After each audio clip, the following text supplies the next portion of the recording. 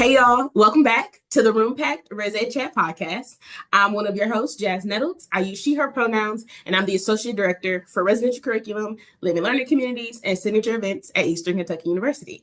Today, I have a very special episode, which is exactly what I said the last time, but I feel like you're going to get the trend the more and more you tune into my episodes. For today, our topic is the superhero complex in student affairs, and I have probably the best, if not the most important superhero expert in my life as a guest here today.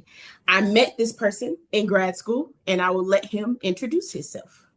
Hi, everyone. My name is Connor Miller. I'm the Assistant Director of Residential Education here at Purdue Fort Wayne. I use he, him pronouns. And yeah, Jazz and I met in grad school. So it was pretty dope. Yeah, he's my bestie. So Yeah. good time. I love it. So for today, the superhero complex, but superheroes in general is something that's very special to the both of us, if you can't tell by our backgrounds in our offices.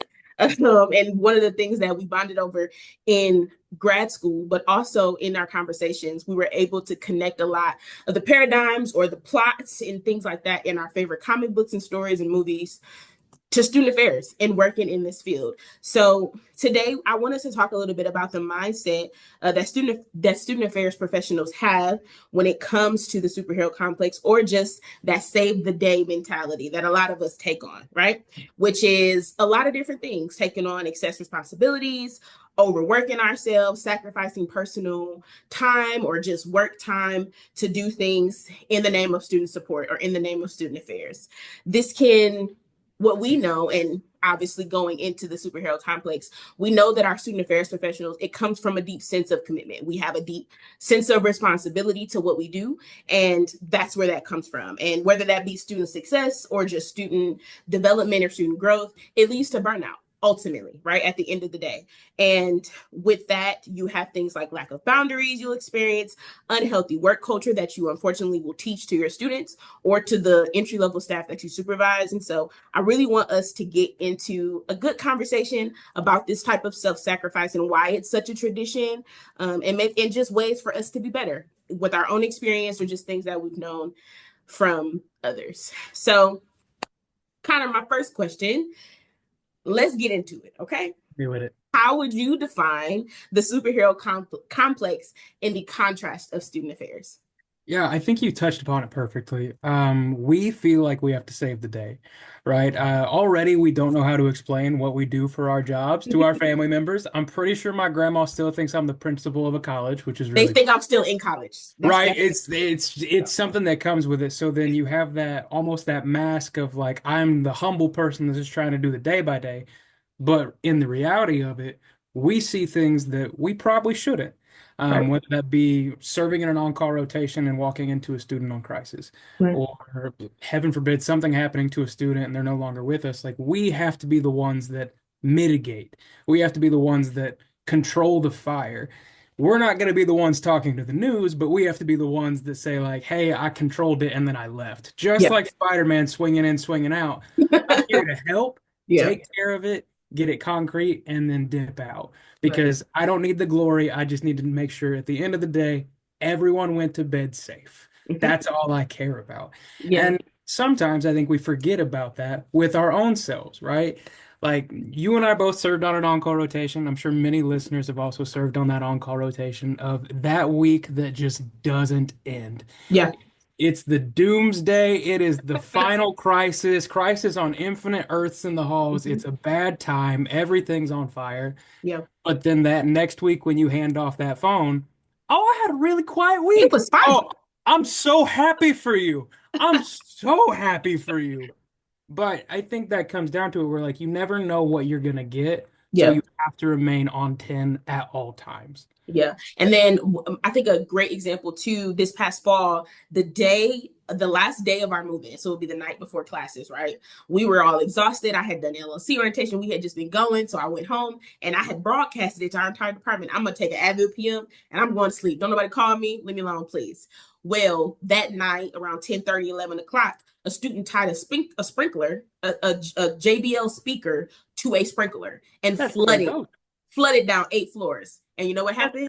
That's My pretty exec dope. my executive director didn't call me. And I was so upset the next day because I know how useful I can be in crises and things like that. And we just had a very transparent conversation about why I was so upset about that. Because, of course, when they called me the next day, I immediately came to campus to help and assist. But they were on campus for almost 12 hours and I wasn't here to help. And I just felt so bad. And in the same thought, I'm like, there was 5 people here. I didn't need to be here, but I was so conflicted about that. And so when we think about it that way, what do you think drives professionals in our field to take on so much responsibility at our own expense for the most part? Because I know I was running on fumes. There was no way I would have even been helpful had they called me to come help with Clay because I was so tired, but I still had that feeling. I think for a lot of us, it stems to that first interaction with anyone in higher ed, Mm-hmm. right?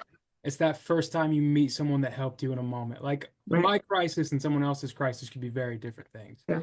right? Like I remember the RA that would stay up and be like, "Hey, I'm gonna help you get through your homework because I ain't got nothing else going on," knowing Yeah. full well you're a full student, you have your Probably own should be life in going, bed. like you have your own stuff going on. So I think it starts there where you see these individuals that are going through and just doing what they can to make your day better. And then, Right. hey, I'm an RA. I'm going to be the best RA for my team possible. Oh, Mm-hmm. hey, I'm going to go to grad school and become a graduate assistant and end up being a hall director or something. I got to make sure my whole team gets to eat before I do. Like Mm-hmm. it's these little things that they build to where now we're in our shoes. And Mm-hmm. I've got 3 entry-level professionals that I supervise, and I look at them and I'm like, all right, we got to do this, this, and this. This week was closing. They officially got out on Thursday. Friday, my whole team left to go on vacations. Ooh. They need to. As far as I'm concerned, Yeah. go on vacation. In hindsight, terrible idea. I Yeah. got so much going on right now. Like, but that's okay because I know when they get back, they're going to be well rested and we're Yeah. going to keep going and keep moving. Yeah. Completely fine with that.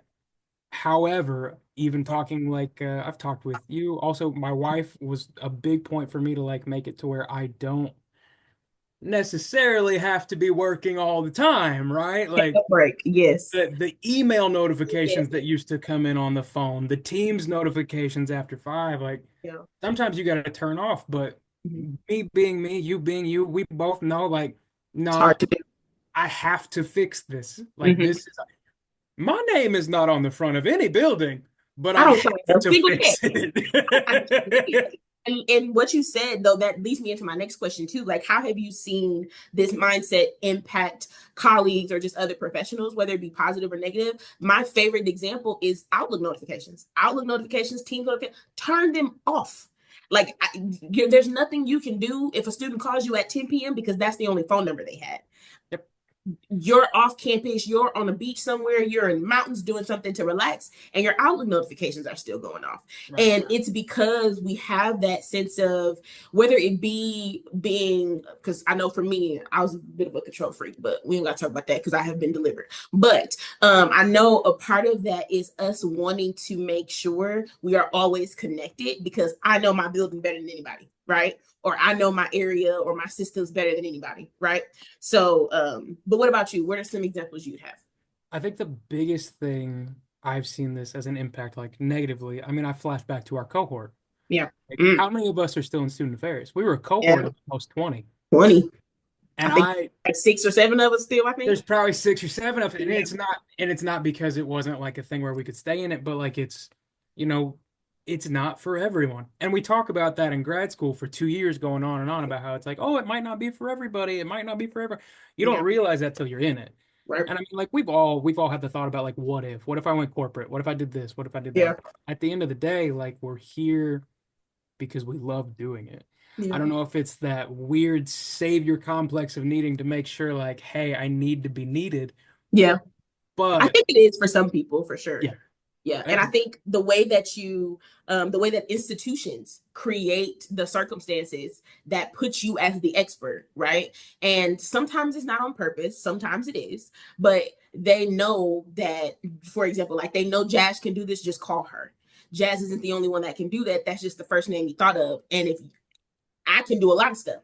So if I'm the person that you keep calling, I'm the only person that people are calling. Yep. And I think when you relate it specifically to superheroes, you know me, I love the teams, like the superhero teams, the Power Rangers, Mhm. Avengers, Justice League, the different things. Teen Titans. Don't forget to throw them in there. Okay, all right.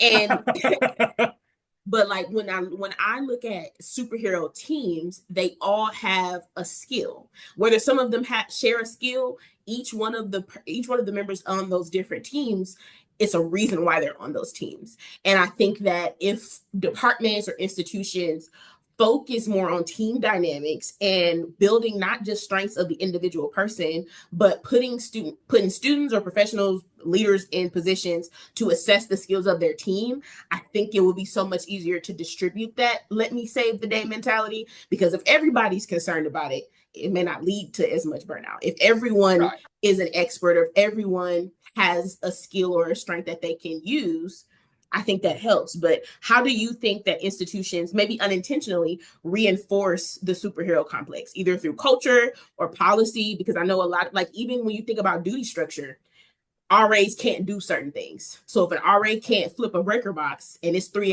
a.m., the Mhm. RHC that's on call, who could live on the complete opposite side of campus, has to get up out their bed at 3 a.m.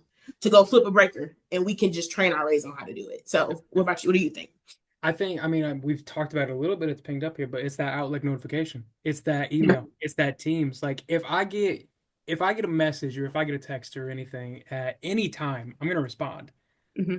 But we've been doing this for how long now? Too long. But like I've had multiple supervisors be like, just because I send you an email at 8 a.m. or 8 p.m. at night doesn't mean I need you to respond. Then Mm-hmm. don't send it to me at Why did you 8 p.m. send it to me? Because I'm gonna read it. And if I have the answer, I'm gonna respond. Exactly. Like that's how this works out. This is Because how if we you're do up it. thinking about it doing it, that means that you Right. need a response that you're up thinking about doing it. Yeah.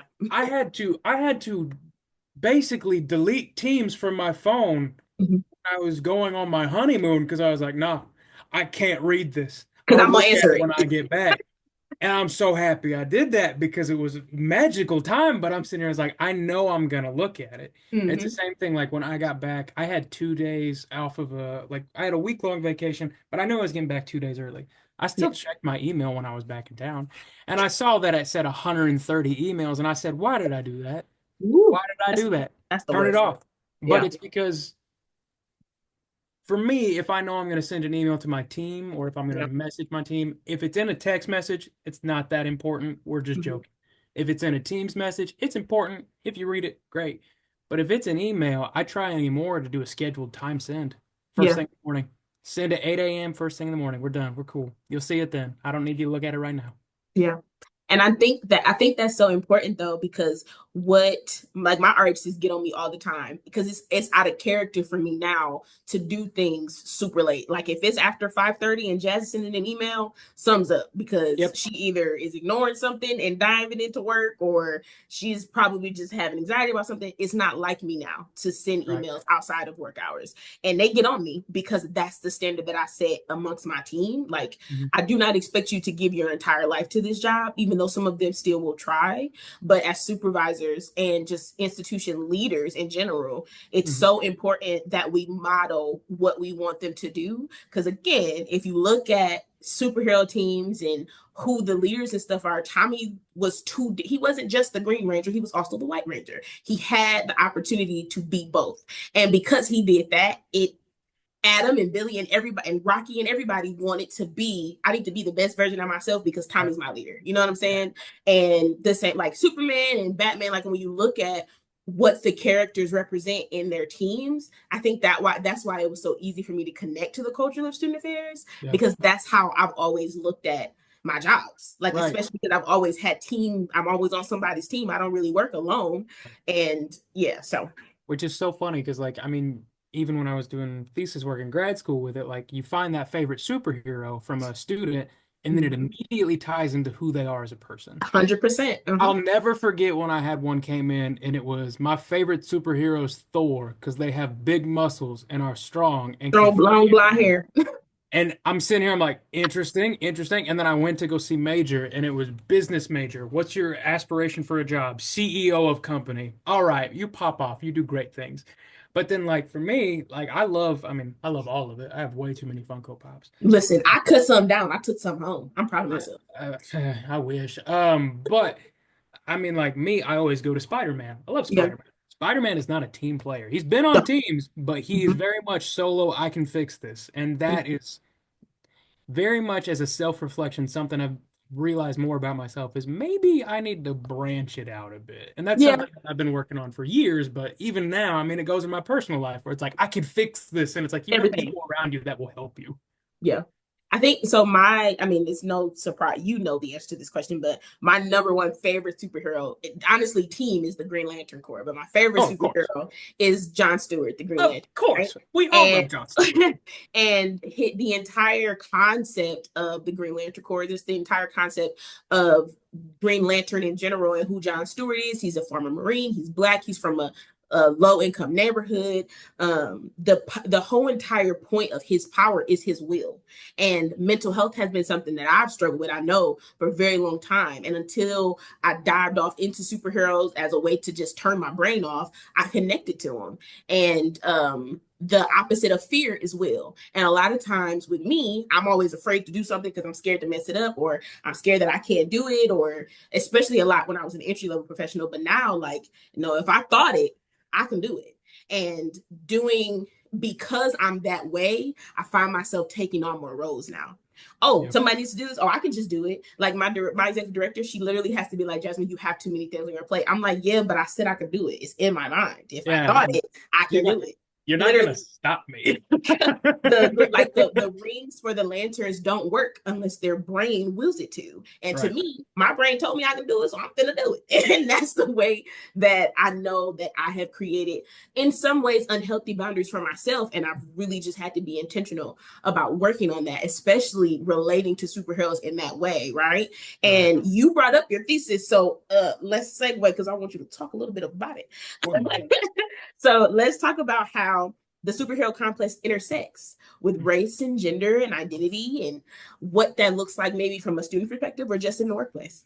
definitely. Yeah, I approached my thesis thinking like, oh, I can do all students and figure out what superhero they like and how it impacts them as a person.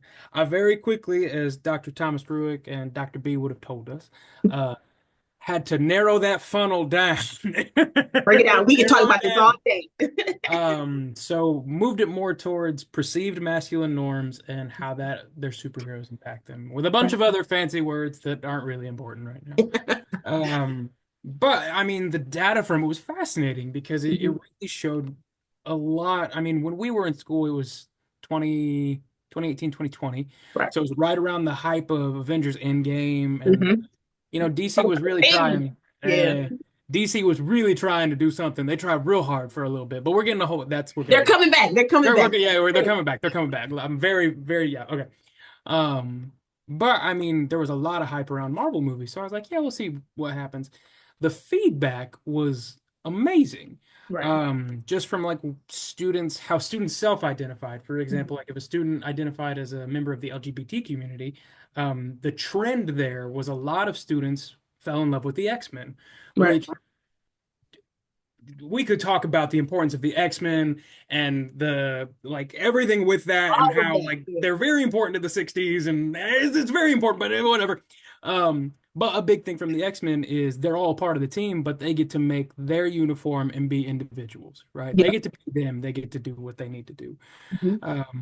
And I thought that was absolutely fascinating. And then we go into how we had some students that identified as Black students, and they came back and said that my favorite superhero is, well, most recently Black Panther. That Right. movie came out 2018. Of like that is the first time when students can look up at a screen and be like, "Oh, me." Like Yeah. we didn't have that a lot before that. I mean, you can say like Blade was one of the first superhero movies that came out in the early 90s, 2000s. But Blade's a vampire hunter. I love vampire hunting. I think it's really cool, but that's not going to be everyone's That's cup not of it. tea. Yeah. That's not everyone's cup of tea. So it's like you grow up with looking at superheroes and they all look one specific way. But then you touched on it as well with the cartoons. John Stewart was my Green Lantern growing up. Right. I But then did people not come talk know about Jordan and God, God, who are these people? didn't know anything about it. Then you go back and you read and you're like, oh no, Hal Jordan, Guy Gardner, this and that, like they were the Green Lantern before.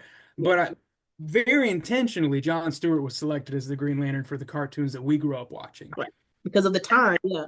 Yeah, so it's very clearly like superheroes and who these students look up to even when they're kids.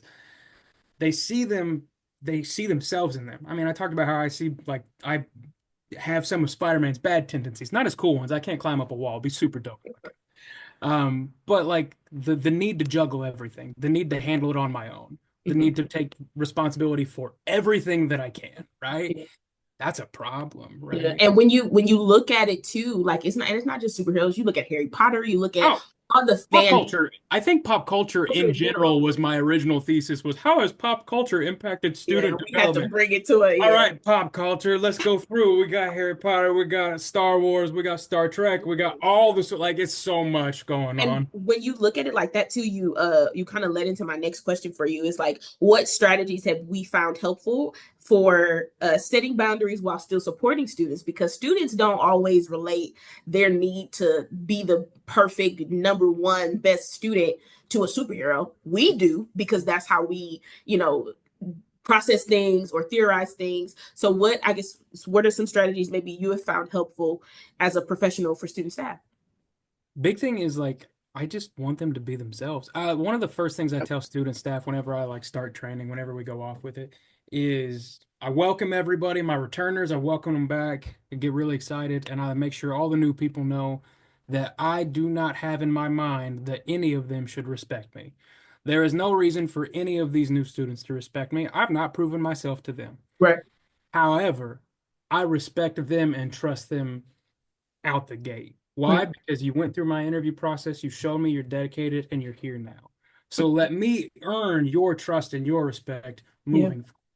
And even from that, like the team dynamics that we have from that is like, oh, he takes me seriously. Oh, Mm-hmm. he respects the time. Like we all know I'm a goofball. Like I Yeah. like to have fun, I like to joke around, but I think in having that humor and that joking around with the students, they definitely feel like they're more inclined to have a good relationship, Yeah. right?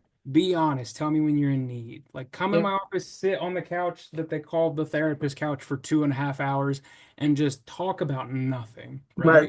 right? That's fine. Like, there are boundaries. They know, like, hey, if I got a meeting, we gotta go. Mm-hmm. I gotta go, but Yeah. I want us to pick this back up.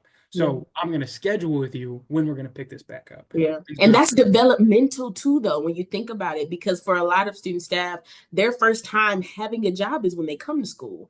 And if they live in a residence hall or they're connected to housing, they're going to be an RA, they're going to be a desk worker, a desk manager, maybe a grad, who knows, right? But when we create the opportunity for them to not just understand what it means to be respected, but for me, I lead from a place of trust, Mhm. especially with returners. Like you're coming in, my expectation is that you know what you're talking about because I'm going to tell the new hires to ask you. If you don't know what you're talking about, you have to ask me because you can't lead and you can't do different things. And now, do I just let them go off on their own? Of course not. Trust, but verify because I'm always check.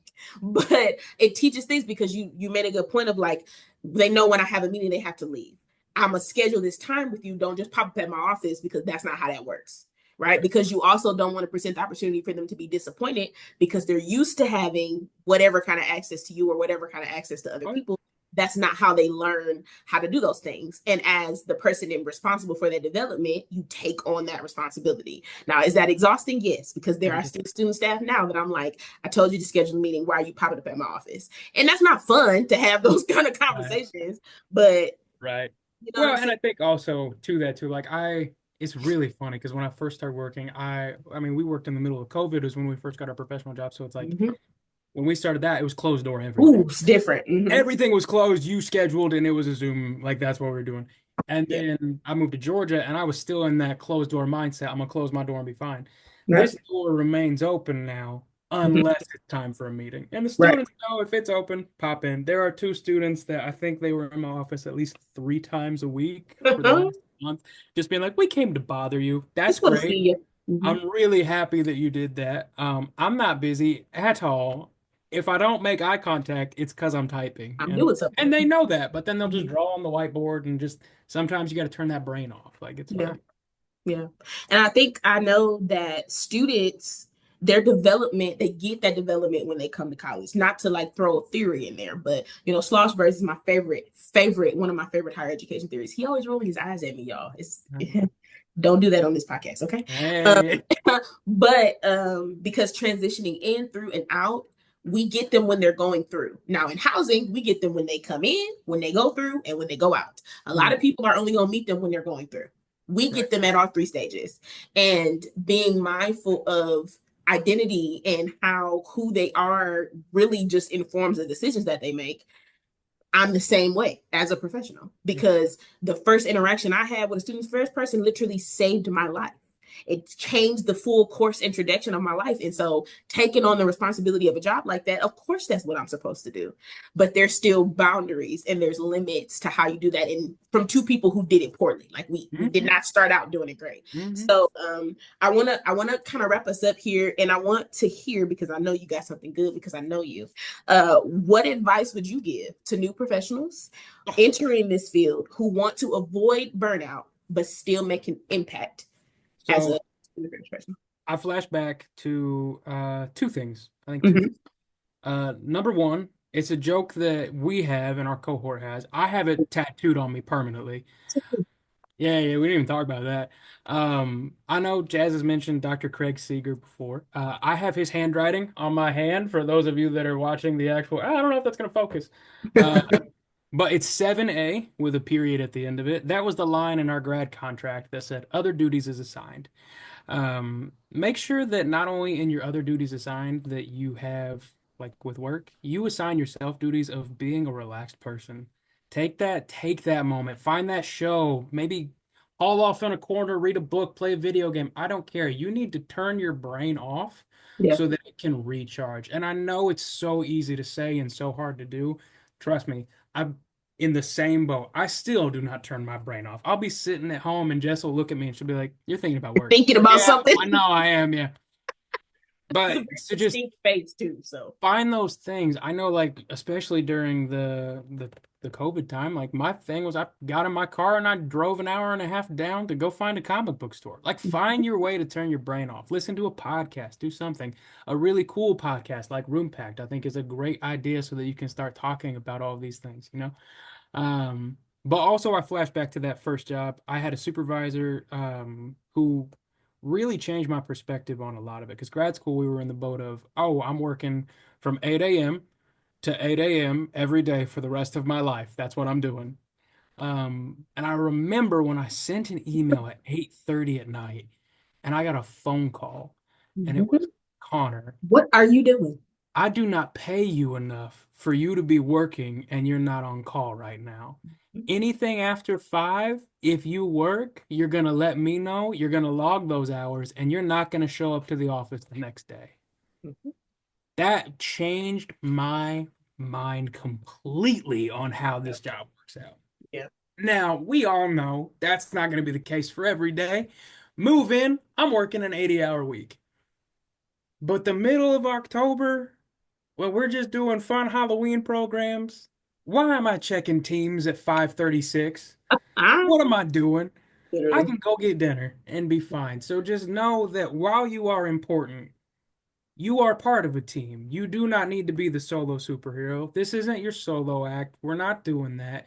Everyone knows in a comic book, there's the splash page where everyone has a moment to look cool. Everybody gets one. Everyone got. We saw it in Captain America: Civil War when they did the battlefield on the airport. Like we all saw everyone get their cool moment. Okay, you will have your cool moment, but first we gotta go let Wanda have her cool moment, and we gotta let Bucky have his cool moment with Captain America because it's Captain America now. It's not Falcon no more. Okay, all gotta right. let them all have a moment. Okay, so. Yeah.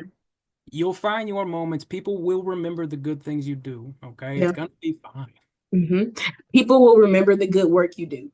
Yes. And I think if I were to add anything to that, it's just don't forget what brings you joy. Don't forget what makes you the individual that you are, not just at work, but in the world in general, because your work translates into the real world. Because the work we do in student affairs is real life work.